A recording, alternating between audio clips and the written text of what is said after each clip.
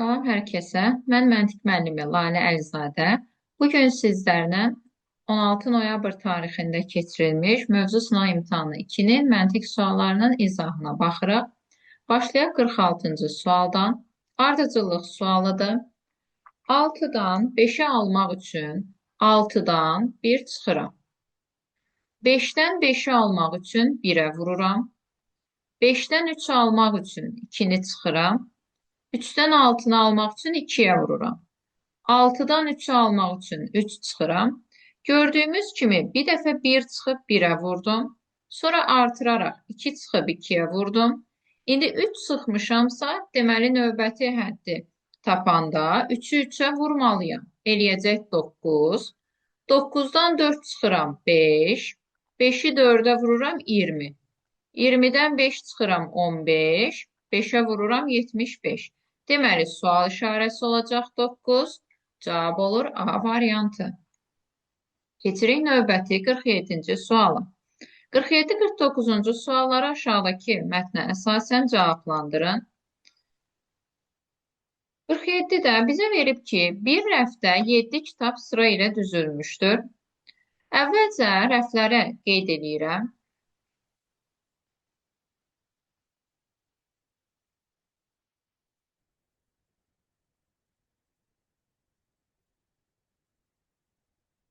Bir sətirdə onların hansı tip kitab olmasını, yəni məntiq yoxsa riyaziyyat kitabı olmasını qeyd edəcəm.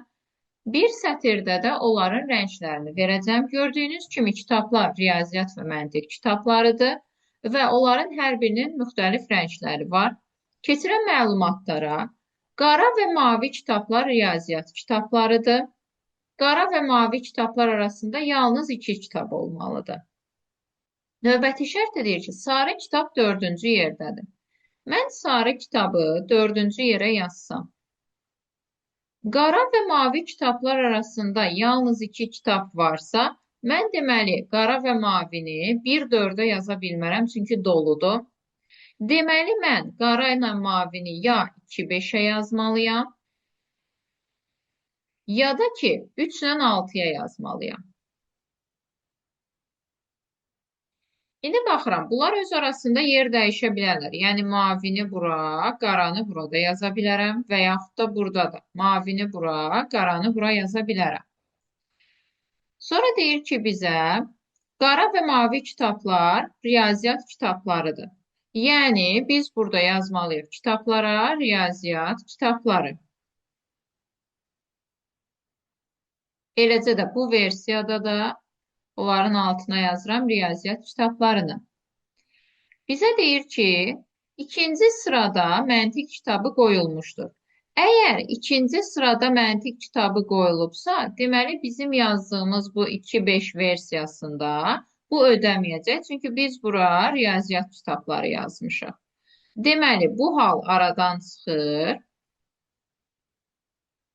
Yalnız qalır 3-6-da mavi və qara kitabların olması. Burada da riyaziyyat kitablarını qeyd elədim. İkinci sıraya da artıq məntiq kitabını yaza bilərəm. Bizə deyir ki, ağ və bənövşəyi kitablar məntiq kitablarıdır. Məntiq kitabları ardıcıl olmamalıdır. Məntiq kitabları ardıcıl deyilsə, deməli mən mütləq birinci sıraya riyaziyyat kitabını yazmalıyam. Çünki ikinci sırada məntiq kitabı var. Və ağ və bənövşəyi kitablar qırmızı kitabdan sonra yaşıl kitabdan əvvəl qoyulubsa, deməli bizdə burada 4 dənə kitabdan söhbət gedir. Onda mən belə çıxır ki, ağ və bənövşəyi qırmızıdan sonra yaşıldan əvvəlsə belə yaza bilərəm. Ağ, bənövşəyidən sonra qırmızı. Yaşıl kitabdan da əvvəlsə bunlardan sonra da yaşıl yazılmalıdır. Baxıram ki, onda yaşılı mən sonuncu sıraya yazmalıyam. Ən əvvələ də qırmızını yazmalıyam. Araya da ağ və bənövşəyini qoymalıyıq. Ağ və bənövşəyi kitablar da, bunlar hər ikisi məntiq kitabıdır. Amma bunları bilmirəm ki, ağ kitabı bura yazıram, yoxsa bura yazıram. İndi bizə baxıram ki, ağla bənövşəyi əgər məntiq kitablarıdırsa, yəni fərqi yoxdur. Bura ağ, bura bənövşəyi və ya bura bənövşəyi, bura ağ yazın. Bunlar məntiq kitablarıdırsa, yəni mən burada avtomatik məntiq yazmalıyam. Və məntiq kitabları ardıcıl deyilsə, deməli mən bura riyaziyyat kitabı yazmalıyam. Deməli, ağ bura, bənövşəyi bura yazsam, tərsinə bənövşəyini bura, ağı bu xanaya yazmalıyam. Bu xana bizdə məntiq də ola bilər, riyaziyyat da ola bilər. Çünki riyaziyyat kitablarının ardıcıl işlənib işlənməməsindən bağlı bizə heç bir şərt qoyulmuyor. 47-də deyir, verilənlərə əsasən bu kitablardan hansı və ya hansılar məntiq kitabları ola bilər. Məntiq kitabları hansı idi bizdə? Ağ, bənövşəyi, bir də yaşıl kitabında olub olmamasını bilmirik. Yəni, qırmızı ilə yaşılıq, daha doğrusu qırmızı ilə sarının riyaziyyat olduğunu dəqiq bilirik. Yaşlı kitab haqqında dəqiq məlumat yoxdur, amma onsuz da ola bilər deyir. Deməli, cavab olacaq C variantı. Keçirik növbəti 48-ci suala. Deyir ki, aşağıdakı kitablardan hansılar ardıcıl qoyulmuş ola bilər? Baxırıq ki, verib bizə mavi və qırmızı. Variantlarda, yəni yazdığımız versiyalarda baxsaq, qırmızı birinci sıradadır. Mavi ya 3-dədir, ya 6-dadır. Yəni, heç vaxt qırmızı ilə yanaşı ola bilməz. Bizdən də yanaşı ola bilməz soruşurdu. Cavab olacaq A variantı. A və qaraya baxsaq, Ağla qara tutaq ki, 5-də və 6-da olsalar yanaşı ola bilərlər və yaxud da 2 və 3-də olsalar yanaşı ola bilərlər. Sarı və bənövşəyi 4-5-də olsalar yan-yana ola bilərlər. Sarı və qara. Sarı ilə qara, baxıram ki, 3-4-də olsalar yanaşı ola bilərlər. Yəni, elə bir versiya yarana bilər. Y-də verib ağ və qırmızı. Ağla qırmızı 1 və 2-də olsa yanaşı ola bilərlər. Keçdim 49-cu suala. Ağ və mavi kitablar arasında yalnız bir kitab olarsa, ağ kitabı mən 2-yə yazmış olsam, onda mavi ilə ya bu yan-yana olacaq, ya da ki, mavini biz 6-ya yazsaq, aralarında 3 kitab olacaq. Baxıram ki, ağı mən 5-də yazmış olsam, mavi 6-da olsa bunların arasında kitab olmayacaq. Amma mavi 3-də olsa, aralarında bir dənə kitab olmuş olacaq. Deməli, aşağıdakılardan hansı doğrudur deyirsə, yəni 3 ilə 5-də bizdə ağla mavinin olduğu hala baxmalıyıq. A variantında deyir, 6-cı sırada qara kitab qoyulmuşdur. Bəli, mən əgər mavini 3-cüyə qoymuşamsa, onda 6-cıya qara kitab düşməlidir. Deməli, doğru cavab belə olacaq A variantı. Daha sonra keçirik 50-ci suala. 50-ci sual tərəzi sualıdır.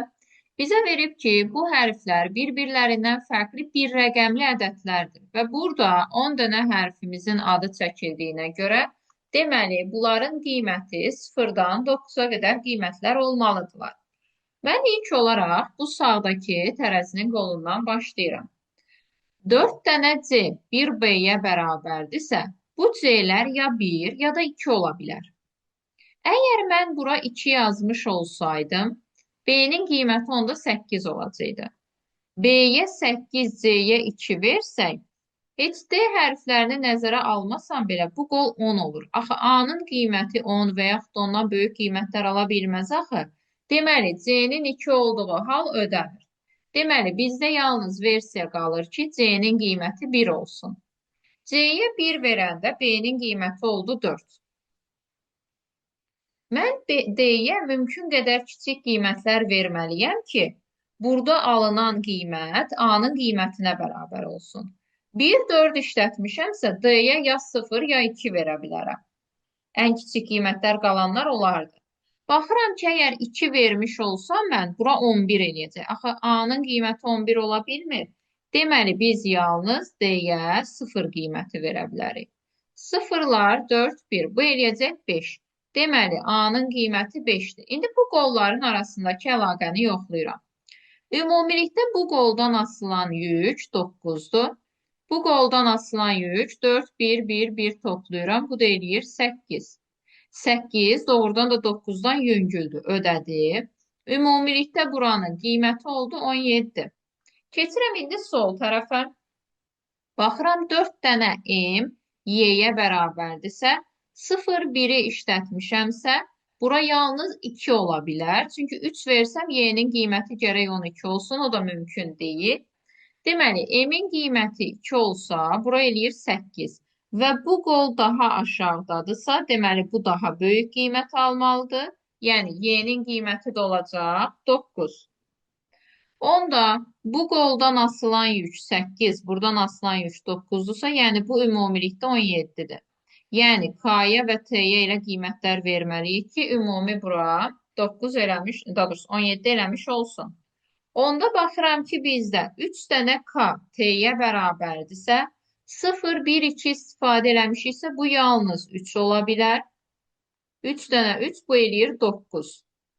Deməli, baxıram ki, bizdə bu hissə oldu 9. Daha doğrusu bu yüngül olmalısa, üzr istəyirəm, bu 8 olmalıdır. Çünki bura daha hündürdədir, daha yüngüldür. Bu 9'dursa, deməli bura 8 olmalıdır. Doğrudan da 9 ilə 8'in cəmi olacaq 17. 17 ilə 17'ni topladıq, elədi 34. Yəni buradan asılan ümumi yük 34'dür. Və 34 daha aşağıdadır, yəni daha ağırdırsa, deməli bu qol daha yüngül olmalıdır. Yəni bura 34'dən kiçik qiymət almalıdır. Baxıram mən, SR başqa yerdə işlənməyibsə, istifadə eləmədiyim hansı ədədlərim qalıb onu tapmalıyam. 0, 1 işlənib, 2, 3, 4 işlənib, 5 işlənib. Sonra qalıb bizdə 6 və 7, 8, 9 da işlənib. Deməli, S və R, biri 6, biri 7'dir. S daha ağır, daha aşağıdadır deyə S-ə 7, R-ə 6 verirəm.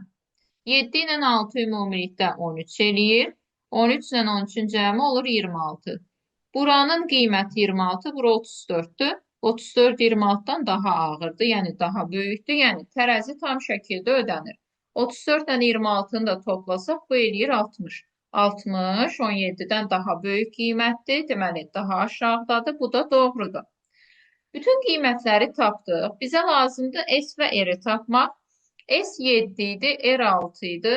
7'dən 6 çıxırıq. Bu da eləyəcək 1. Cavab olacaq A variantı. Keçirik növbəti 51-ci suala. Qeyri-əşkar operatora aiddir. 27 və 15'dən 14 almalıyıq. 27 ilə 15'i toplasaq eləyir 42. Bölürük 3'ü eləyir 14.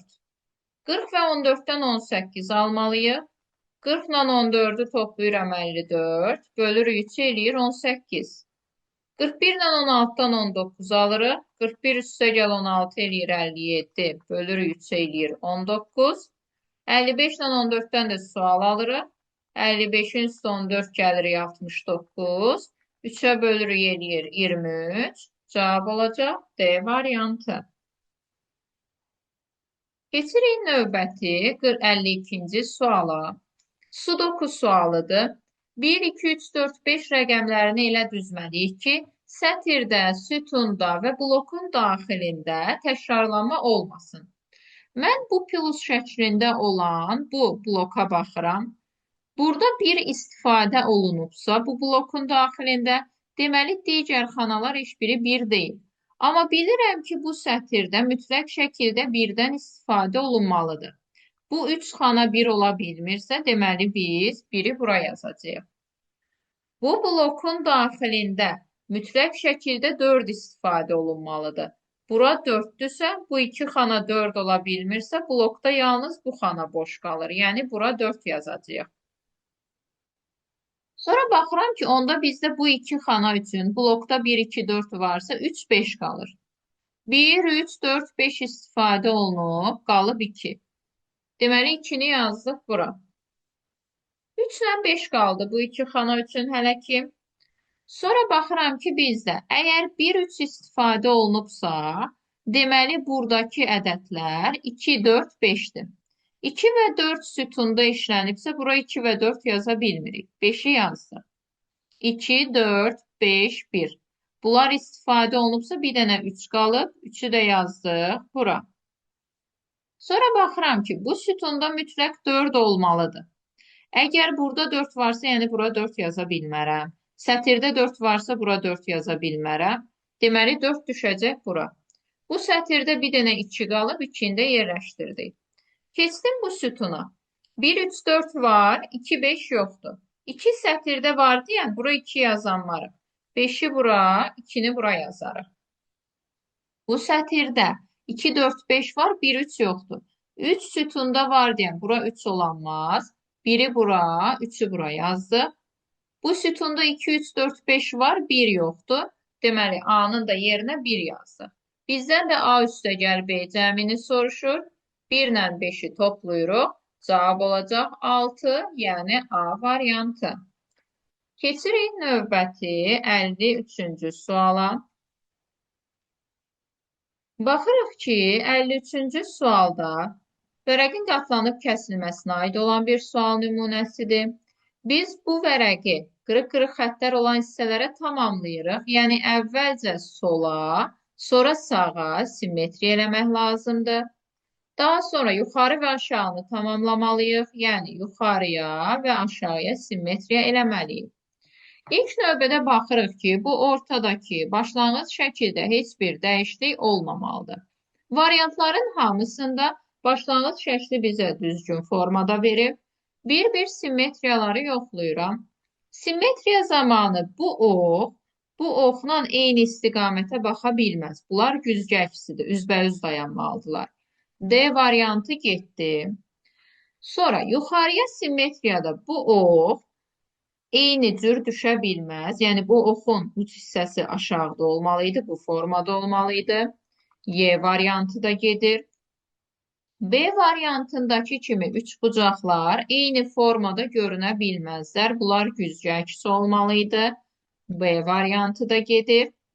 A variantında bunların ucları eyni istiqamətə baxır. Bunlar amma üzbəüz dayanmalıydılar, güzgəçsi idilər. A variantı gedir. Deməli, cavab olacaq C variantı. Keçirik növbəti 54-cü suala. Baxırıq ki, bizdə bu hərflərin yeri dəyişdirilib, başqa cür verilib, burada da başqa sıra ilə verilib. Biz baxırıq ki, məsələn, burada birinci hərfimiz F-dır, keçib olub üçüncü hərf, sonra sonuncu hərf. Burada birinci hərfimiz Z-dır, keçib olub üçüncü hərf, sonra sonuncu hərf. Deməli, variantlardan da buna uyğun baxırıq. Birinci hərfi X veribsə, üçüncü olmalıdır, sonra sonuncu olmalıdır, doğru. Burada M hərfi birincidir, sonra üçüncü olub, sonra yenə birinci olub, amma sonda olmalıydı. B variantı səhvdir. 1 birinci rəqəmdir. Sonra olub üçüncü rəqəm, sonra dördüncü rəqəm olub, amma sonda olmalıydı. C variantı da səhvdir. B birinci hərfdir. Sonra olub üçüncü hərf, sonra sonuncu hərf olmalıydı, amma sonuncu hərf burada D-dır. Bu da səhvdir. A birinci hərfdir, üçüncü hərf olub, sonra sonda olmalıydı, amma burada sona U verilib. Deməli, Y variantı da getdi.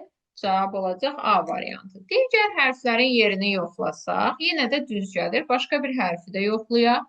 Məsələn, K hərfi ikincidir, sonra birincidir, sonra təzədən ikincidir. 1 birinci, ikincidir, sonra birincidir, sonra yenidən ikincidir. Y hərfi ikincidir, sonra birincidir, sonra təzədən yenə ikinci hərf olub. Yəni, qanuna uyğunluq bütün hərflər və rəqəmlər üçün ödənilir.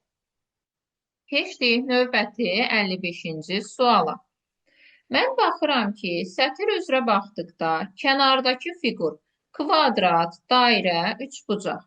Burada da kənarda dairə, üçbucaq, kvadrat.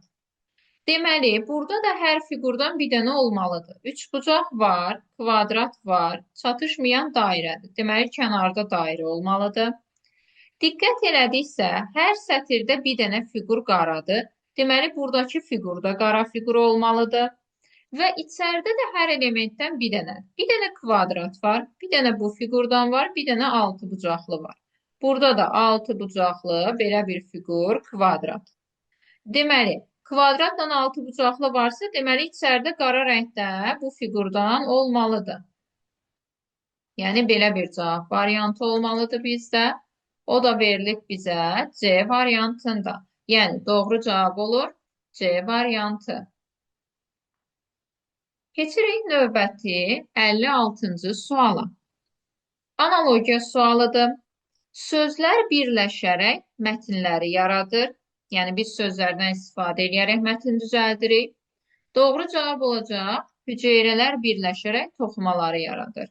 Məsələn, böcəklər birləşib ayaq yaratmır, baş birləşib saç yaratmır, beyinlər birləşib sinir yaratmır, ağaclar birləşərək budağı yaratmır. Doğru cavab olacaq A variantı.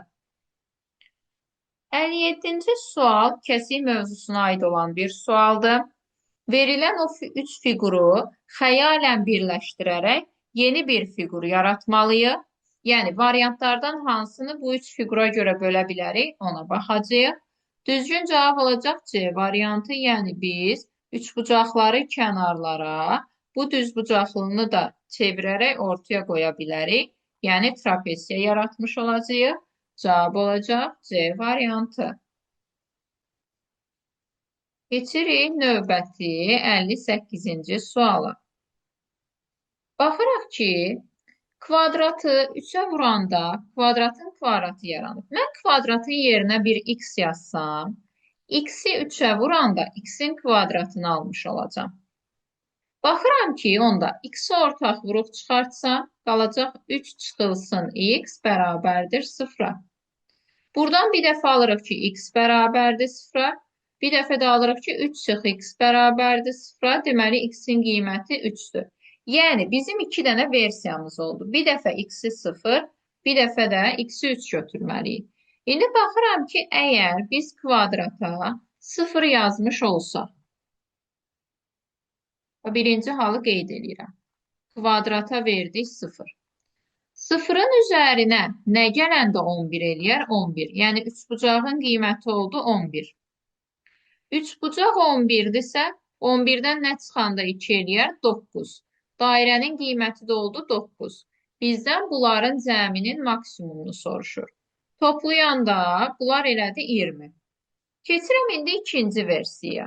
Yəni, kvadrata 3 qiyməti verirəm və digər elementləri tapıram.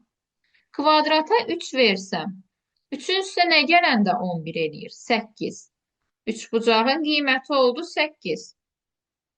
Üçbucaq 8-dirsə, 8-dən nə çıxsam 2 eləyər? Bu da olacaq 6. Dairənin qiyməti də 6-dır. Bunları toplayanda bu eləyəcək 17.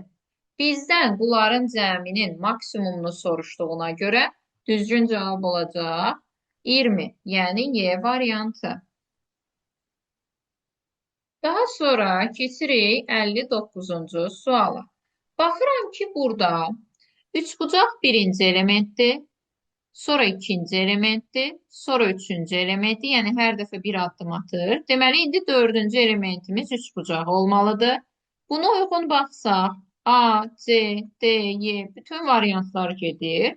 Doğru cavab olacaq B variantı. Digər elementi yoxlasam, dairə. Burada birinci şəkildə ikinci elementdir, sonra üçüncü elementdir, sonra dördüncü elementdir. Deməli, nə edəcək? Başa qayıdıb birinci elementi olmalıdır, doğru. Ürək üçüncü elementdir, sonra 4 olub, sonra 1 olub. Deməli, indi ikinci element olmalıdır, doğrudan da ikinci verilib. Qara dördbucaqlı dördüncüdür, sonra birincidir. Sonra ikincidir, deməli indi üçüncü olmalıdır. Doğrudan da üçüncü element kimi verilib. Deməli, bütün fiqurlar üçün qanun uyğunluğumuz ödəndi. Cavab oldu B variantı. Keçirik 60 nömrəli testdən. Simmetriya sualıdır. Baxırıq ki, başlanğıc şəkil variantlarda düzgün formada verilməlidir.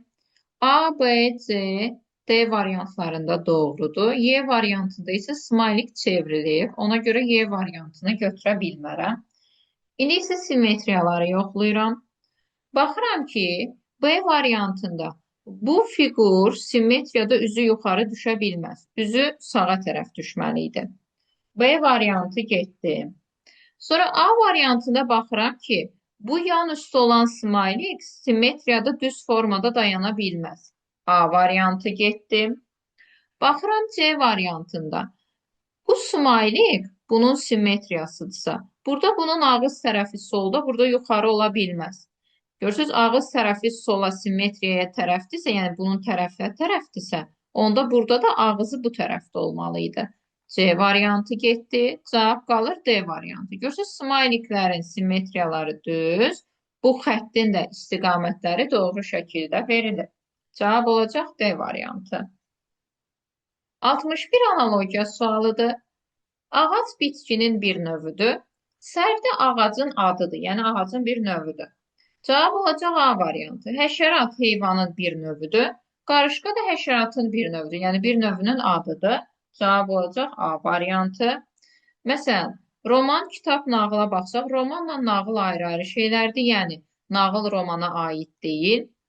Burada kol, ağac ayrı-ayrı növlərdir. Ya da ki, deyə bilərik ki, banan kol bitkisi deyil, C variantı səhvdir.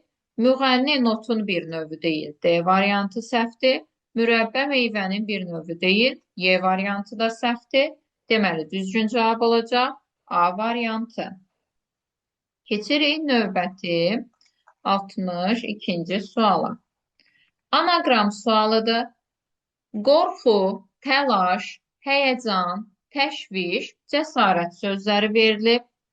Bunlar hamısı bir-birindən yaxın mənalı sözlərdir. Cəsarət sözü onlardan mənaca fərqlənir. Cavab olur Y variantı. 63-də mətn sualıdır. Əvvəlcə cədvəlimizi quraq. Yuxarıdan şəhərlərin adlarını qeyd edirəm.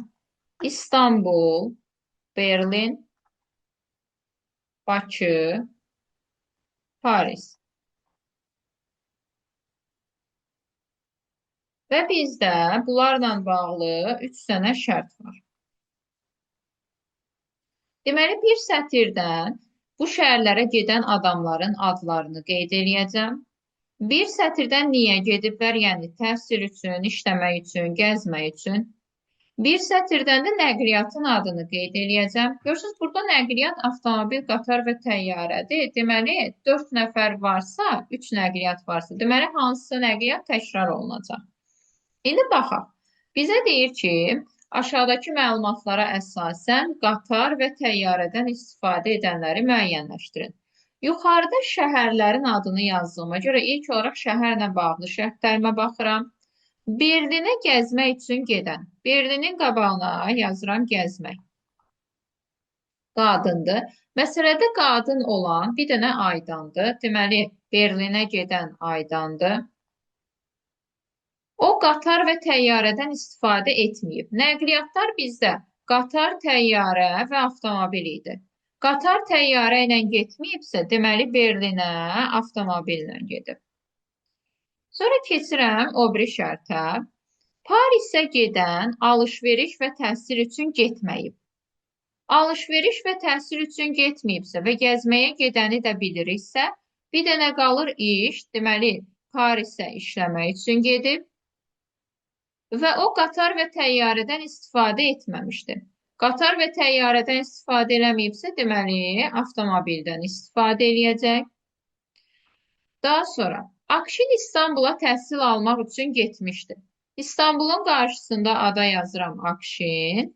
Təyyarədən istifadə eləməyibsə, bizdə bir dənə qalır qatar. Yəni, nəqliyyat kimi qatardan istifadə eləyəcək. Və Akşin də təhsil üçün gedib. Deməli, təhsil, gəzmək və işi yazdıqsa, bir dənə alış-veriş qaldı. Nəqliyyatlarda bir dənə adı çəkilməyən təyyarədir. Tural avtomobildən istifadə edirsə, deməli, Turalı Parisə yazmalıyıq. Bir dənə Kərim qaldı, onu da Bakıya yazdıq. Yəni, hamının qarşısında cədvəl tam şəkildə dolub. Bizə qatar və təyyarəni uyğun olaraq seçməliyik. Qatardan istifadə edən Akşindir. Təyyarədən istifadə edən Kərimdir. Deməli, cavab olacaq A variantı. Keçirik növbəti 64-cü suala. Bizə verib ki, qeyri-aşkar operatordur. 4831-dən biz almalıyıq 312-ni. Mən 4 və 8-i toplayıram. eləyir 12. Sona 12 yazmışam. 3 və 1-i vururam. Əvvələ 3-ü yazmışam. Deməli, toplayıb sona yazırıq, vurub əvvələ yazırıq. İlk 2 rəqəm 7 və 5-i toplayıram 12. Son 2 rəqəm 6-nı 3-ə vururam 18. Toplayıram 4 və 3 eləyir 7. 1 və 9-u vururam eləyir 9. Deməli, indi ilk 2 rəqəm 7 və 5-i toplayıram 12. Son 2 rəqəm 2-ni 8-ə vururam eləyir 16. Deməli, əvvəlcə 16-nı, sonra 12-ni yazmalıyıq. Cavab olacaq Y variantı. Keçirik növbəti 65-ci suala. 65-ci sualda baxıram ki, bizə belə bir mətin verib. Verilən ədədlər haqqında rəylər verilib ki, hansı rəqəmlər düzdür, hansılar səhvdir və s. Deməli, biz 3 rəqəmli bir ədəd axtarırıq. Bizə verib ki, 746 ədədində rəqəmlərdən ikisi düzdür, amma yerində deyirlər. Rəqəmlərdən ikisi hansılar ola bilər? Ya 7-4 olar, ya 7-6 olar, ya da 4-6 olar. Əgər bizim ədədlərimiz 7-6 olsaydı, onda bizdə burada 763-ün içində 2 dənə, yəni 7 və 6 doğru olmuş olardı. Onda axı burada şərt yazılıb rəqəmlərdən biri düzdür.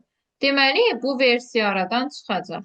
Yəni, ya 7-4 olmalıdır o ikisi düz olan ədədimiz, ya da 4-dən 6 olmalıdır. İndi mən baxıram ki, əgər mən doğru kimi 7 və 4-ü götürsəydim, bizə deyir ki, rəqəmlərdən ikisi düzdür, lakin yerində deyil. Yəni, mən 7-4-ü doğru kimi götürsəm, 7 burada birinci rəqəmdir. İndi deyirik ki, birinci rəqəm olmamalıdır. Yəni, ya 7-ni ikinci rəqəm kimi yazmalıyam, ya da üçüncü rəqəm kimi yazmalıyam. Baxırıq ki, indi 4-ü mən burada ikinci rəqəm kimi verilibsə, deməli, ya 4-ü üçüncü rəqəmə, ya da birinci rəqəmə yazmalıyam. Bu versiyada amma bizdə 7-ni biz sona yazmışıqsa, gərək 4-ü 1-ə yazaq. Ya 1-ə, ya 3-ə yazmalıydıq. Amma bu versiyada mən bunu 4-7 kimi də yaza bilərəm, 7-4 kimi də yaza bilərəm. 854 ədədində deyir, rəqəmlərdən biri düzdür və yerində deyil. Əgər 4 düzdürsə, 3-cü rəqəm kimi yazmışıq. Burada da 3-cü rəqəm olur, şərti ziddiyyət yaradır. Bu ödəmədi. Sonra baxıram ki, rəqəmlərdən ikisi düzdür, yerində deyilər. Bu isə ödəyir. Hər ikisində bunu uyğun yazmışdı. 763 rəqəmində rəqəmlərdən biri düzdür və o yerində deyil. Baxıram ki, 7 bizdə var. Burada birinci rəqəmdir. Burada 2, burada 3-dür. İkisi üçün də ödənir. 1, 2, 3 olanda rəqəmlərdən biri düzdür və o yerindədir. Mən baxıram ki, 123 ilə buradakıların heç biri eyni, belə deyək, xanada, yəni 1-2-3-ün heç biri burada istifadə olunmuyor. Burada əgər yeri də düz olmalıdırsa, mən əgər desəm ki, burada sonuncu xana boşdur, 3-ü yazım bura, onda bu şərt pozulacaq. Çünki 763 ədədinin onda 2 rəqəmini istifadə eləmiş olacam. Burada deyir, biri düzdür. Bu ödəməyəcək. 2-ni yazsam ortaya, başqa heç yerdə onsuz da 2 işlənməyib. Deməli, bütün şərtlər ödənildi. Doğru cavab olacaq 427. Bizə də deyir ki, rəqəmləri cəmini tap. 4, 2, 7-ni toplayıram. Bu da eləyir 13. Cavab olacaq D variantı. Keçirik növbəti suala, yəni 66-cı suala. Deyir ki, sual işarəsinin yerinə uyğun gələn variantı seçin. Hər bir sətirdə bu ədədlərin mənası nədir, ona baxırıq. 3 yazılıb. İlk ağlıma gələn versiya odur ki, 3 bucaq verib. Yəni, tərəf sayı 3-dür. Burada da 3 yazılıb. Burada düz bucaqlıdır. Yəni, 4 tərəfi var. 4 yazılıb. Bu fiqur 6 bucaqlıdır. 6 yazılıb. Yəni, tərəf sayıları qeyd olunub. Sonra baxıram ki, İkinci sətirdə 4 nə ola bilər? İçində bu ağ xanalar ki var, bunlar 4 dənədir. Yazılıb 4. Bu düzbucaqlar içində bütövlükdə də, yəni içində bir dənə elementdir, elə bir dənə düzbucaqlıdır bu. Bir dənə fiqur var. O olur 1. Burada 1, 2, 3, 4, 5, 6, 7, 8 dənə fiqur yaranıb, yazılıb 8. Keçirəm 3-cü sətrə. Burada 4 nəyi ifadə edir? Diqqət eləsəz, bu bir dənə xət, bu ikinci bir xət, bu üçüncü bir xət, bu dördüncü bir xət. Yazılıb 4. Yəni içərisindən keçən xətlərin sayıdır. Burada içərisində xət yoxdur, 0 yazılıb. Burada içərisində 1, 2 dənə xət var. Deməli, elin qiyməti olacaq 2, doğru cavab olacaq Y variantı.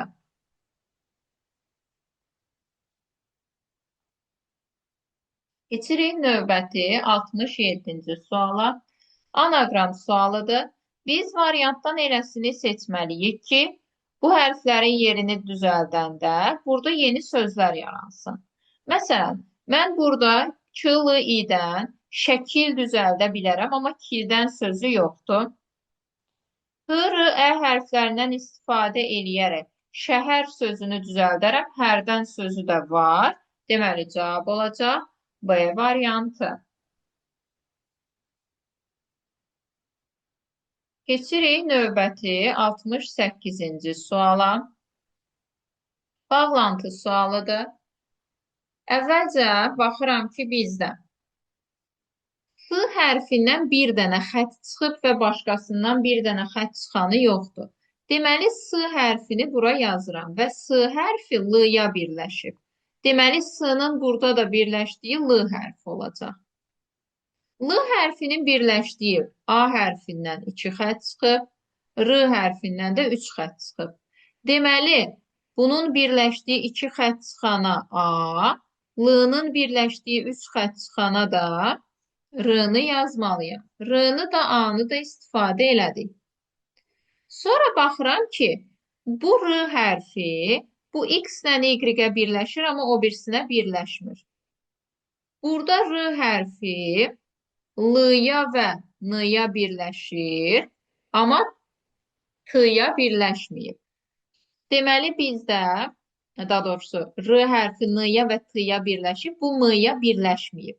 Deməli, birləşmədiyi M hərfidir. Qaldı bizdə indi X ilə Y-i təyin eləmək. Baxıram ki, bizdə X ilə Y, biri N-dır, biri də T-dır. Variantlarda da baxıram ki, cavab qalacaq C variantı.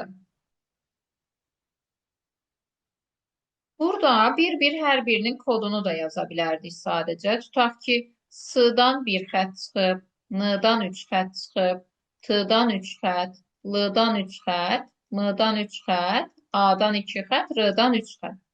Eləcə də burada da yazıb sonra kodlaşma eləyə bilərdik. Yəni, bu kvadratdan 1 xət, bundan 3 xət, bundan 2 xət, bundan 3 xət, bu kvadratdan 3, bu kvadratdan 3, bu kvadratdan da 3 xət çıxır. 1 olan S-dır. Yenə eyni qayda ilə gedir ki, S-nın birləşdiyi L-dır. L-nın birləşdiyindən birinin koordinatı 3, birininki 2-dirsə, aşağıda da 2-yə A, L-nın birləşdiyi 3-ə R yazıram. Görürsünüz, eyni qayda ilə gedir. Yəni, yazmadan da eləyə bilərik, yaza da bilərik. A-nın birləşdiyi 3 koordinatlı bir dənə M qalıb. Deməli, M-nı da bura yazanda X və Y üçün yenə də N və T qalmış olur. Keçirik növbəti 69-cu suala. Anaqram sualıda əvvəlcə sözləri düzəldək. Müəllim, həkim, mühasib, professor, mühəndis. Hamısı peşələrdir. Professor peşəsi yoxdur. Ona görə də cavab olacaq D variantı. 70-ci sual şifroqram sualıdır. Bu hərfləri bizə bir-birindən fərqli rəqəmlər kimi verib. Mən baxıram ki, əgər K heç nə ilə toplanmadan aşağıya PY şəklində düşübsə, deməli, yadda bir ədəd qalır. Və L və N 2 dənə bir rəqəmlini toplayanda, onda biz maksimum, tutaq ki, biri 9, biri 8 olsa 17 alarıq. Yəni, yadda qalan ədəd 1 olar. Onda deməli, K yadda bir ədəd qalıbsa, 2 rəqəmliyə keçirsə, deməli K maksimum 9 ola bilər. Yadda da 1 qalsa bu 10 eləyər. Yəni P-yə bizdə 11, 12, 13, 14 belə bir qiymət ala bilməz. Yəni bir rəqəmli ədəddir. Yadda 1 qalıb 2 rəqəmliyə keçibsə, bu yalnız 10 ola bilər. Deməli P-nin qiyməti 1, Y-nin qiyməti də 0-dır. Toplayanda olacaq 1. Keçirik növbəti 71-ci suala. Şəkil ədəd əlaqələrinə aid olan bir sual nümunəsidir. Baxıram ki, soldakı ədədlər 4 və 3-ü bir-birinə vurduqda eləyir 12.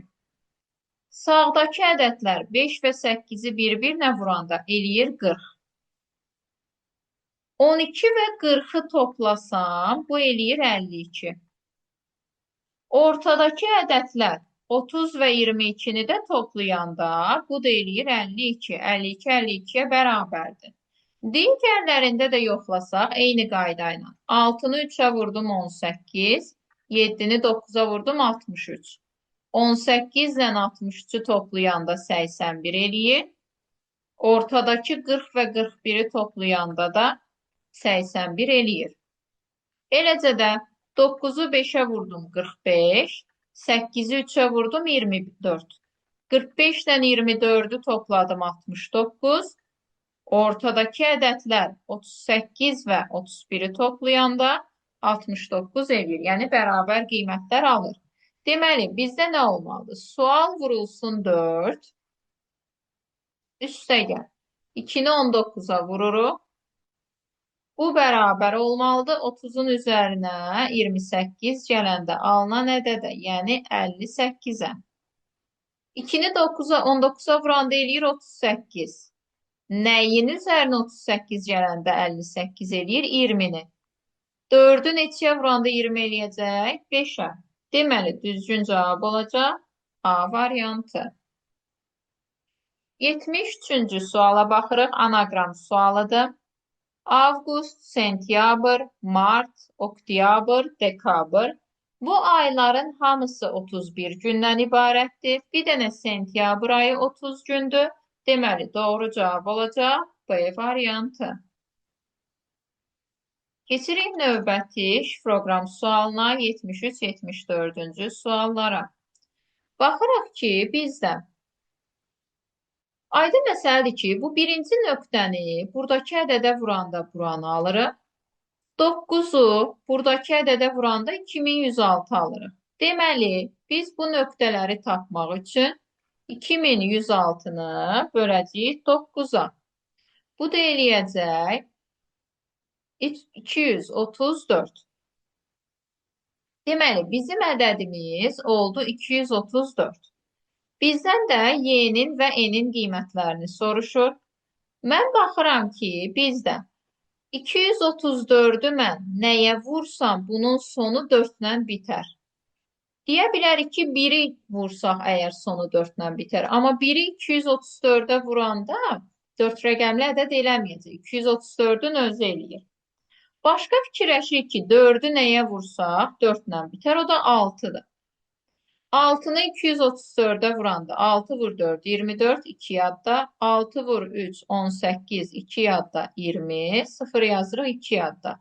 2 vur 6, 12, 2 də yadda 14. Y-nin qiyməti oldu 4. A variantı. Keçirik indi N-i tapmaq üçün bu sətri bilməliyik. Yəni, bu nöqtəni 234-ə vuranda sonu 2 ilə bitir. Əgər mən götürsəm ki, 3-ü 4-ə vuranda sonu 2 ilə bitir, 3-ü 234-ə vuranda bu 4 rəqəmli eləməyəcək. Yoxlayıram 8-i. 8-i 4-ə vuranda 32, 2 yazdım, 3 yadda. 8-i 3-ə vururam. 24, 3 də yadda olacaq 27. 7 yazıram, 2 yadda. 8-i 3-ə vururam 24, 2 də yadda olacaq 26. Daha doğrusu 3'ü 8'e vurdu 24. 3 yadda 27, 2 yadda. 2'yi 8'e vurdu 16, 2 de yadda 18. Deməli, doğru cavab olacaq C variantı... Keçirik növbəti 75-ci suala. Baxıram ki, mən bu iki şəkli birləşdirsəm, yəni bu xətləri burada çəksəm, görürsünüz, birinci şəkil alınır. Eləcə də bu xətlə bu xətti birləşdirsəm, yenə birinci şəkli almış oluruq. Deməli, biz baxmalıyıq ki, bunun üzərinə variantlardan hansını çəksəm, buradakı şəkil alınır. Deməli, bu xətləri əlavə eləyirəm. O da olacaq D variantı. D növbəti 76-cı suala. Baxırıq ki, 76-cı sualda qara xanalara diqqət eləsək, ta ki buna 1 yazıram. Bu bir addım aşağı gəldi. Yəni saat əqrəbin əksinə fırlanır. Bir addım atdı gəldi bura. Görürsünüz, bundan sonra ox buranı göstərir. Yəni bu şəklə keçir. Bir addım atdı gəldi bura. Bir addım atdı keçdi bura.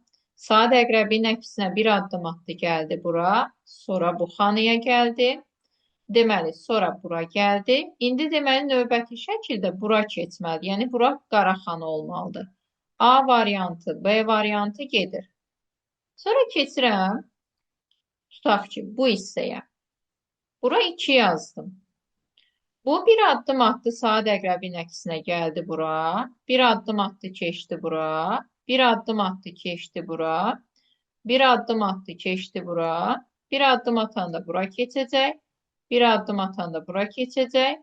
Bir addım atdı, keçdi bura. Deməli, bir addım atanda da bu xanaya keçməlidir. C variantı da getdi. D variantı da getdi. Deməli, düzgün cavab olacaq Y variantı. Digərini də yoxlasaq, bura 3 yazsam, bir addım atdı, gəldi bura. Bir addım atdı, saat əqrəbin əksinə keçdi bura. Bir addım atana gəldi bura. Bir addım atdı, keçdi bura. Bir addım atdı, keçdi bu xanaya.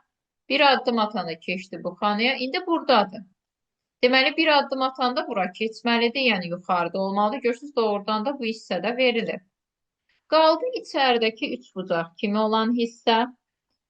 Tutaq ki, üçbucaq buradadır. Bir addım atdı, gəldi bura. Bu saat əqrəbi gedir. Bir addım atdı, gəldi bura. Bir addım atıb keçdi bura. Bir addım atdı, keçdi bu xanaya. Sonra bu xanaya. Sonra bu xanaya. Sonra da bura.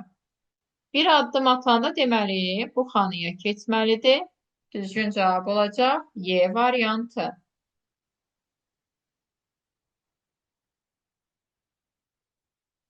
Keçdi 77-ci suala. Baxıraq ki, 12 və 5-dən 7 almalıyıq. Kəsişməyə baxırıq. 12 ilə 5-i toplasaq, bu eləyir 17. Aldığımız 17-nin rəqəmləri 1-i 7-yə vururuq, eləyir 7. Keçdik o birisinə. 12 və 6-nın kəsişməsi 8-dir. 12 ilə 6-nı topladım 18. 18-in rəqəmləri 1-i 8-ə vurduq, elədi 8. Keçirəm bura. 8 ilə onu toplayıram, eləyir 18. 18-in rəqəmləri 1-i 8-ə vururam, eləyir 8. Düzgün cavab olacaq B variantı. İndi isə baxırıq 78-ci suala, tərəzi sualıdır. Birinci və üçüncü tərəziləri alt-alta toplasam, 5 dənə dairə, not, 2 dənə üçbucaq bərabər olacaq. Sağ tərəfdə not kvadrat və 3 dənə dairə. Bu 3 dairə ilə bu 3 dairə, bu notla bu not gedər. Alarıq ki, bir dənə kvadrat bərabərdir 2 dairəyə və 2 üçbucağa. Baxıram ki, variantlarda belə bir cavab yoxdur. Deməli, başqa bir əvəzləmə də lazımdır bizə. Bu dəfə birinci və ikincini çarpaz şəkildə toplayıram. 5 dənə dairə və dairə kvadrat bərabərdir. Not kvadrat və 2 dənə not. Baxıram, bu kvadratla bu kvadrat gedir. 6 dənə dairə 3 dənə notdursa, hər tərəfini 3-ə böləndə 2 dənə dairə bərabər olur 1 dənə nota. Deməli, mən buradakı bu 2 dairənin yerinə Gətirib bir dənə not qoyaram. Deməli, not üç bucaq alınır. Bizdən kvadratı soruşurdu. Doğru cavab olacaq B variantı. Keçirik növbəti 79-cu suala.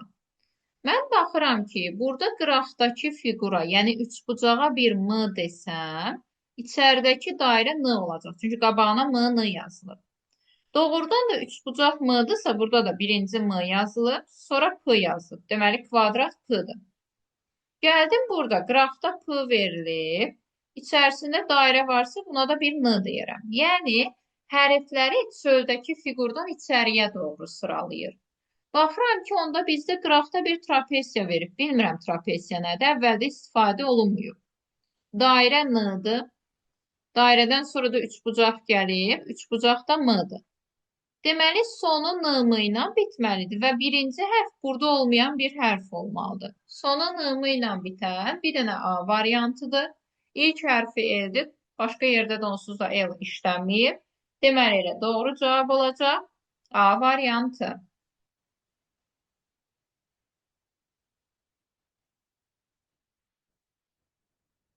Keçirik növbəti 80-ci suala.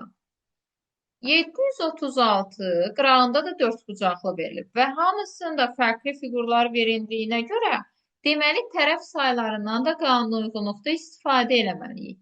736-nın rəqəmlərini toplayıram. 7, 3, 6. Bunu bölürəm. Kənardakı fiqur dördbucaqlıdır 4-ə. 16-nı 4-ə böləndə eləyir 4. Cavaba 4 yazılıb. Burada içəridə 225 yazıb rəqəmlərini toplayıram. Eləyir 9. Bölürəm 3 bucağa. Bu da eləyəcək 3. Cavaba 3 yazılır. 534-ün rəqəmləri. 5, 3, 4-ü toplayıram 12. Bölürəm qırağında 4 bucaqlıdır. Yəni 4 tərəfi var. 4-ə eləyir 3. Burada da 3 verilib. Deməli, indi burada 972-nin rəqəmləri. 9, 7, 2 toplayırıq eləyir 18. Bölürəm, kənarında 6 bucaqlı verilib 6-ya eləyəcək 3. Deməli, cavab olacaq D variantı. Keçirik növbəti 81-ci suala. Xətlər mövzusuna aid olan bir sualdır. Baxıram ki, əvvəlcə birinci, ikinci şəkilləri birləşdirsəm. Nöqtədən sola doğru xət və sonra sağa doğru bir xət. Daha sonra maili bir xət. Aşağıya doğru xət. Və burada ortadan da aşağıya xət, sola xət. Belə bir fiqur yarandı. Bu fiqurun eynisini burada yaratmaq lazımdır. Yəni, çatışmayan xətləri əlavə eləyəcəm. Baxıram ki, nöqtədən aşağıya bir xət. Sonra nöqtədən sola doğru olan bu xət yoxdur, çəkdim. Sonra baxıram ki, bizdə sağ tərəfdə bu sağa maili bir xətt olmalıdır. Sonra baxıram ki, bu hissədə yuxarıdakı və aşağıdakı bu xətlər yoxdur. Sol tərəfi də tamamlamalıyıq. Həmçinin aşağıya doğru xətt də olmalıdır. Burada ortadakı bu xət burada verilməyib, çəkirəm. Yəni, belə bir X yaranmalıdır. X yaranmalıdırsa A, C, Y variantları gedir. Baxıram B ilə D arasındakı fərqə. B variantına D variantı arasında burada xəttin olub olmamasıdır. Bu xətti şəkildə özləri veriblər. Yəni, mən təzdən çəkmirəm. Cavab olacaq B variantı. Keçirik növbəti 82-ci suala. Deməli, mən baxıram ki, elə bilin ki, bununla bunu bir-birinə tərəf qatlasam, bu olacaq. Bu sözü köçürdürəm. S, L, R, M, N, U. Mən bunu bu tərəfə qatlayanda, bu söz elə bil E-dən başlayır da. Qatlayanda bunlar üst-üstə düşür. E, K, T, V, Z, H. Bunları toplasam, bu söz alınmalıdır.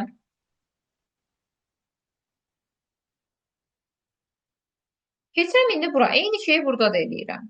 Bununla bunu qatlasam, elə bilin ki, r ilə t üst-üstə düşür. R, n, s, u, m, l. Bununla digərini t, z, e, h, v, k. Yuxarıda baxıram ki, l ilə k-nın cəmi o hərfidir. Sonra lazımdır bizə m ilə v. M ilə v-nın cəmi ş hərfi. Sonra lazımdır u ilə h. U ilə h-nın cəmi p hərfidir. S ilə e-nin cəmi b hərfidir. Yəni cavabı b-dır. N ilə z-nın cavabı a-dır. R ilə t-nın cavabı da f-dır. Deməli, bu cavabı variantdan seçirik. O da olacaq A variantı. Yəni doğru cavabımız oldu A. Keçirik növbəti 83-cü suala. Baxıram ki, birinci şəkildən ikinci şəkli almaq üçün mən bu şəkli 90 dərəcə sağa çevirmişəm. Görürsünüz, ox yuxarı qalxıb, ürək aşağı düşüb. Təzədən bu şəkli 90 dərəcə çevirəndə alınır üçüncü şəkil. Deməli, bunu 90 dərəcə çevirməliyəm. 90 dərəcə çevirəndə bu ox üzü aşağı formada dayanmalıdır. Belə sağ tərəfdə A gedir, B gedir. D-də görürsünüz üzü yuxarıya dayanıb. Bizdə amma bunu əgər 90 dərəcə çevirirsə bu oxun ucu aşağıya getməlidir. D-də gedir. Y-də də istiqamət səhvdir. Sağa baxır. Cavab qalacaq C variantı. Keçirik 84-cü suala. Futoşki sualıdır. 1, 2, 3, 4 rəqəmlərini düzməliyik burada. Baxıram ki, bizdə bu sətir üzrə ən kiçik ədədimiz, yəni bu xanadır ki, hər tərəfində kiçik işarəsi qoyulub. Yəni, ən kiçik ədədimiz 1-dir, onu bura yazacağım. Bu xana hamısından böyükdür işarəsi qoyulub. Məsələn, bu nədənsə kiçikdir, bu da nədənsə kiçikdir. Deməli, 4-ü yalnız bura yazıram. 1, 4 istifadə olundu, qaldı 2, 3. 3, 2-dən böyükdür. 2-dən kiçik ədəd lazımdır, bura 1 yazıram. 3-dən böyük ədəd lazımdır, 4 yazıram. Sətirdə 4, 1 var. 2, 3 yoxdur. Bu, bundan böyükdürsə 3-ü bura, 2-ni bura yazdım. Sütunda 4, 2 var, 1, 3 yoxdur. Bu, bundan böyükdürsə 3-ü bura, 1-i bura yazdım. Sütunda 1, 3 var, 2, 4 yoxdur. 2, 4-dən kiçikdir. Burada 2, 1 var, 3, 4 yoxdur. 4, 3-dən böyükdür. Sütunda 3, 4 var, 1, 2 yoxdur. 1, 2-dən kiçikdir. A'mız oldu 2, B'miz oldu, burada yazmışıq 1, C'miz oldu 3, D'miz oldu 4. Bizdən bunların cəmini soruşur. Toplayanda eləyir 10. Cavab olacaq A variantı. Keçirik növbəti 85-ci suala. Fizikada əsas qaydalarımızın adı qanunlardır. Yəni, fizika qanunları öyrənir. Botanikada bitkiləri öyrənir. Cavab olacaq B variantı. 86-da şifrə sualıdır. Bizə lazımdır ki, bu 4 dənə verilən, belə deyək, elementlər sırasının düzgün kodunu tapaq. Baxırıq ki, burada, məsələn, qara element, qara dairə burada və burada istifadə olunub, bir də aşağıda istifadə olunub. Yəni, bunlar üçün yazılan rəqəmlər eyni olmalıdırlar. 4, 4, 4 şəklində verilib. 4, 4, 4 eynidir. Burada 4, burada 2 verilib, C getdi. Sonra burada 2, burada 4 verilib, D getdi. 4, 4, 4 bunlar eynidirlər. Sonra baxıram ki, bizdə bu elementlə bu element eyni olmalıdır. Bu 6-dır, bu 7-dir. Fərqlidirsə A getdi. Bu 8-dir, bu 6-dır. Fərqlidir, Y getdi. Deməli, düzgün cavabımız olacaq B variantı. Keçirik növbəti 87-ci suala. Bu sual A-qara cəmləməyə aiddir. Bu iki xanadan yuxarıdakı xananı alıram. Demişdik ki, A-qara cəmləmədə 4 hal, yəni qara plus qara, ağ plus ağ plus qara və qara plus ağı yoxlamalıyıq. Baxıram ki, ağ və qaranın cəmini yuxarıda qara verib. Burada qaradır. Görürsünüz, burada heç bir fiqur yoxdur, qaranı verib. Burada heç nə yoxdur, ağ fiqurdur, ağı verib. Yəni, bir xanada boşluq, bir xanada fiqur verilibsə, elə fiqurun özünü yazır. Sonra keçirəm bura. Ağla ağdan qara alınıb. Deməli, ağ üstəgəl ağ qaradır. Qara ilə qaradan ağ xana alıb. Qara üstəgəl qara ağdır. Bura boş, bura ağ xana deyən ağ xananın özünü yazır. Sonra baxıram ki, bura qara, bura ağdır. Cavabda qara verilir. Məsələn, qara ilə boşluq qaradır. Ağla qara. Görürsünüz, burada qara yazmışdıq. Burada qara verilir. Boşluqla ağın da cavabında ağ verib. Keçdi məndən soruşulana. İkisi də qaradır. Qara ilə qaranın cavabı ağ olmalıdır. Yuxarısı ağdır. Qara ilə qaradır. Yenə ağ olmalıdır. Ağla qaradır. Baxıram ki, ağla qaranın cavabı qara olmalıdır. Qara ilə ağ verilir. Qara ilə ağın cavabı qara olmalıdır. Yəni, bura qaraxana olmalıdır. Deməli, düzgün cavab olacaq A variantı. Keçirik növbəti 88-90 arasındakı mətnlərimizə. Deməli, burada bizə mətndə nə verib? Deyir ki, 11 idmançı var. Biz bu idmançıları yerlərinə görə düzməliyik və adlarını verib onların, həmçinin hansı ölkədən qatıldıqlarını verir. Tutaq ki, burada 11 dənə nömrə yazıram.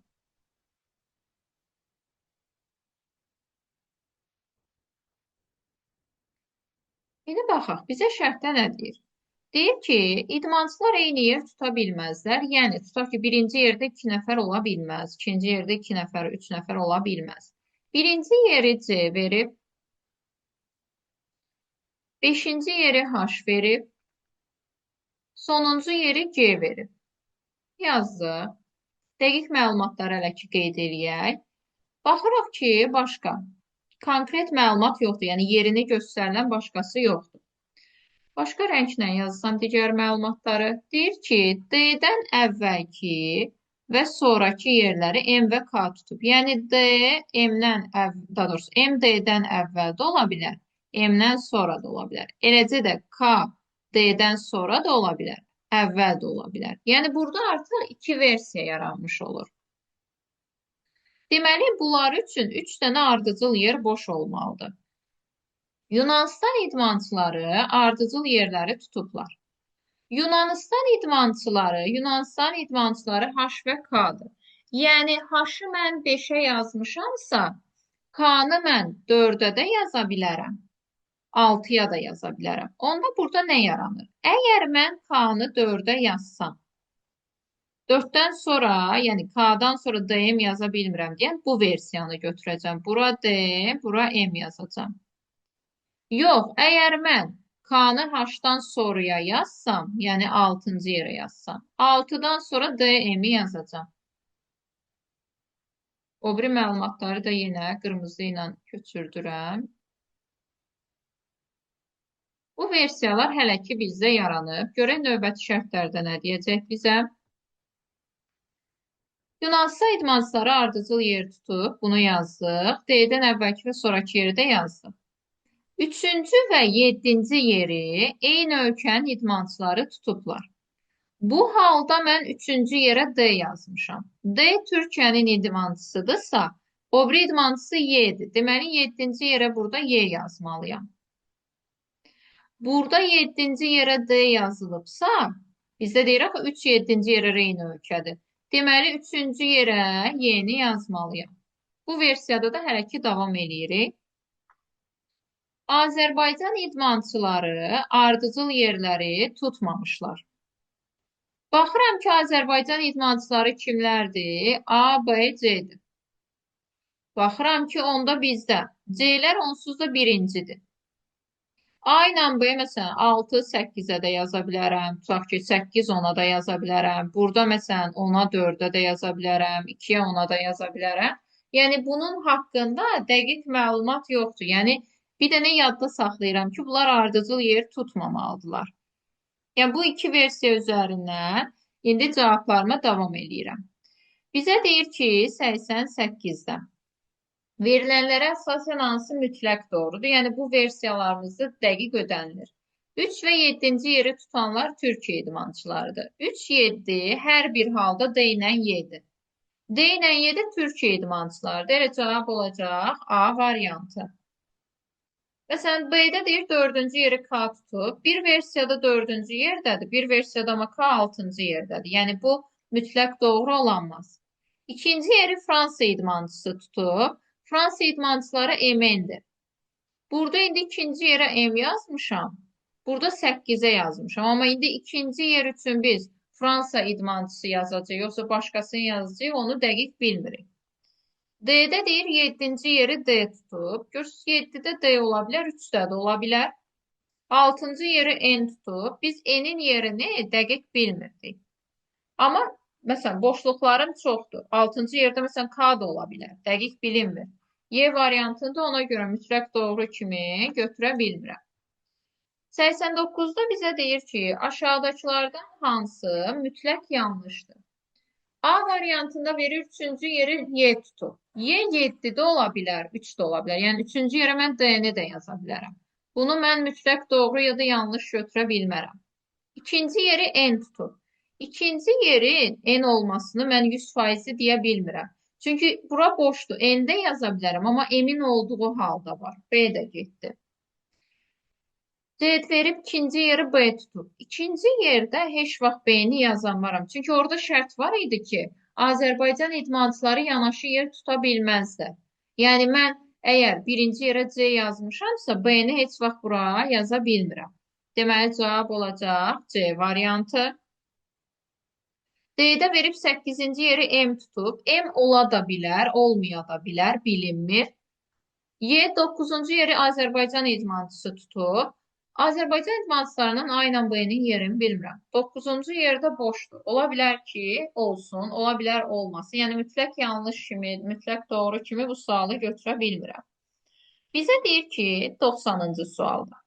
6-cı yeri K tutarsa, B, Y, F şəxslərindən hansı və ya hansılar 9-cu yer ola bilər? 6-cı yeri K tutursa, söhbət ikinci versiyadan gedir. Bizə 9-cu yeri deyir. B, Y, F şəxslərindən hansı tutacaq? Y ola bilməz, Y-ni 3-ə yazmışıq. B ilə F qalır bizdə. Məsələn, mən əgər F-i 9-a yazsam, tutaq ki, B-ni 10-a, A-nı 4-ə yaza bilərəm. Əsas Azərbaycanların yan-yana olmaması şərtinə baxıram. Mümkün hal var. B-ni 9-a yazsam, yanına Azərbaycan idmançısı düşmür deyən, ona da problem yoxdur. Yəni, bir dənə Y ola bilməz, amma B ilə F ola bilir. Cavab olacaq Y variantı. Keçirik növbəti 91-ci suala. Rənglənmiş hissənin sahəsini soruşur. Biz burada ümumi sahədən ağları çıxada bilərik, amma sahələrini hesablaya biləcəyim konkret fiqurlar olduqlarına görə birbaşa ilə öz sahələrini hesablayıram. Buranın uzunluğunu bilmək üçün qarşıda xanalar aydın görünür. Bu hissəyə baxıram. 1, 2, 3, 4 xanadır. Yuxarıdan ölçüsünü bilmək üçün yenə qarşısında baxıram. 1, 2, 3, 4, 5, 6, 7 xanadır. Onda bu üç bucağın sahəsi, tərəf burada kvadratın birinin sahəsini 1 cm kvadrat veribsə, yəni tərəf 1-dir. Ona görə 4 vur 7 böl 2 götürürəm. Sonra bu fiquru tapanda istəsəm bunu belə 4 yerə bölərəm. 4-dən 3 bucaq kimi götürərəm. İstəsəm bunu romb kimi götürə bilərəm. Fərqi yoxdur. Burada 2 xanadır, burada 2 xanadır. Sahəsi olur 2 vur 2 böl 2. Üstə gəl. Bu körbucaqlı üçbucaqdır. Körbucaqlı üçbucağın hündürlüyü kənara çəkilir. Yəni, bu elə bilin ki, bu tərəfin uzantısına çəkilir. 1, 2, 3, 4, 5, 6, 7, 8. Bu tərəf 8-dir. İndi buranın uzunluğunu bilmək istəyirəm. Buranın uzunluğunu yenə qarşısında baxa bilərəm ki, bu hissəyə qədər olan. Ümumi bizdə 10 isə bura 7 qalacaqdır, onsuz da. 1, 2, 3, 4, 5, 6, 7 dənə də xana buradır. Olacaq 8 vur 7 böl 2. Bu da olacaq 14, bura olacaq 2, bu olacaq 28. Toplayanda eləyir 44. Deməli, ümumi sahəmiz oldu 44 kvadrat santimetr. Keçirik növbəti 92-ci suala. Aşağı operatora aid olan bir sualdır. Baxıram ki, bizdə birinci 6 operator 8-i hesablayanda işarə eyni olmalıdır. Yəni, bu düstura baxıram. Sol tərəfi 3A. Burada sol tərəf 6-dır.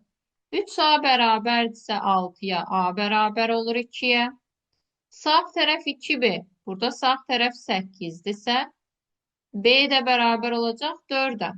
Gətirib burada düsturda yerinə qoyuram. 2 vur 2, çıx 4, üstə gəl 4. Bu eləyəcək 4. Yəni, bunun cavabı 4-dür. Keçirəm ikinci mötərizəyə. 24 operator 15-i hesaplamalıyıq. Kvadrat operatorudur. Burada yerinə qoyuruq. 8A bərabərdir 24-ə. Sol tərəfləri bərabərləşdirdim. A bərabərdir 3-ə. Keçdim sağa. Burada 3B'dir. Burada sağ tərəfdə 15'dir. 3B 15'dirsə, B'nin qiymətini tapanda 15'i 3'ə bölürük, eləyir 5. Gətirib yazıram yerinə. 3 vur 3, üstə gəl 2B, yəni 2 vur 5, üstə gəl 1. Bu eləyir 20.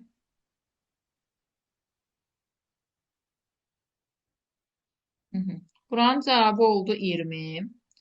Keçdi indi 16 operator 3'ə. Burada yerinə yazmalıyam. Sol tərəf 4A, burada da 16'dır.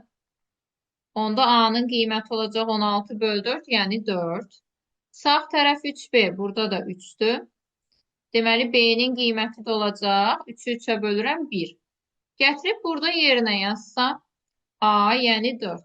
Üstə gəl 2B, yəni 2 vur 1. Bu da eləyir 6. 4 ilə 20'ni toplayıb 6'nı çıxacaq. Bu da eləyir 18. Deməli, düzgün cavabımız olacaq 18. Keçirik növbəti 93-cü suala. Bizə şərt verib ki, ABC ədədləri natural ədədlər olmalıdırlar. Cədvəl sualıdır. İşarəmiz vurmadır. Əvvəlcə sistemimi qururam. A-nı B-yə vuranda cavab 3C olub. B-ni C-yə vuranda cavab 12A olub. A-nı C-yə vuranda cavab 98 olub. Bu ikisini tərəf-tərəfə vursam, A vur, B vur, B vur, C bərabərdir 3C vur 12A'ya. AC ilə AC ixtisar getdi. B'nin kvadratı bərabərdir 3, 12'yə vurduq 36. B də bərabərdir 6'ya.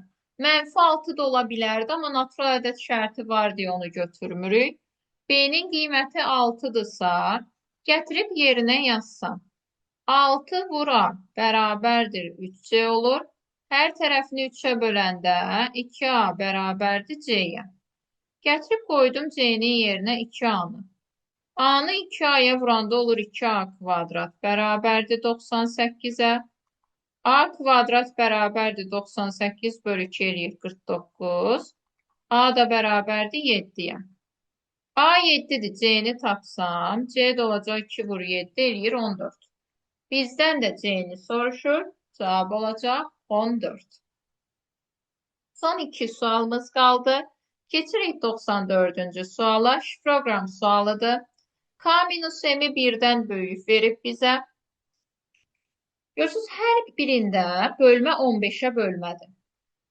AB-dən CD-ni çıxıb bizdən sual işarəsini soruşur. Deməli, mən də birincinin qalığından ikincinin qalığını çıxa bilərəm. Amma cavab mənfi 4 elədiyinə görə üzərinə böləni, yəni 15'i gəlirəm. Bu da olacaq 11. Yəni cavabımız olacaq 11.